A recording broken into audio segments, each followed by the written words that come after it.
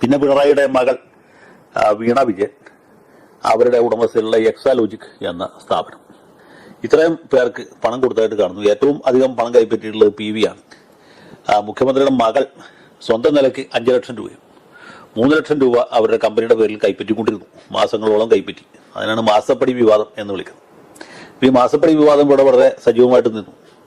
ചെന്നിത്തലയും ഇബ്രാഹിം കുഞ്ഞും അതുപോലെ കുഞ്ഞാലിക്കുട്ടിയൊക്കെ പണം കിട്ടി. അത് രാഷ്ട്രീയത്തിന് വേണ്ടിയിട്ടാണ് പണം, രാഷ്ട്രീയ പ്രവർത്തനത്തിന് വേണ്ടി, പാർട്ടിക്ക് വേണ്ടി പറ്റിയതാണ് എന്ന് സമ്മതിച്ചു. ഉമ്മൻചാണ്ടി അപ്പോഴത്തേക്കും ദിവംഗതനായിരുന്നു. അദ്ദേഹത്തിന്റെ കുടുംബാംഗങ്ങൾ ഇത് നിഷേധിച്ചിട്ടില്ല. പക്ഷേ ഈ PV ആരാണെന്നുള്ള കാര്യത്തെക്കുറിച്ച് അവ്യക്തത ഉണ്ടായിരുന്നു. പിണറായി വിജയൻ അത് പിന്നീട് നിയമസഭയിൽ അത് ഞാനല്ല, ഈ നാട്ടിൽ എത്ര PV ഉണ്ടാവും എന്നൊക്കെ ചോദിച്ച് പ്രതിരോധിക്കാൻ ശ്രമിക്കുന്നതാണ് കണ്ടത്.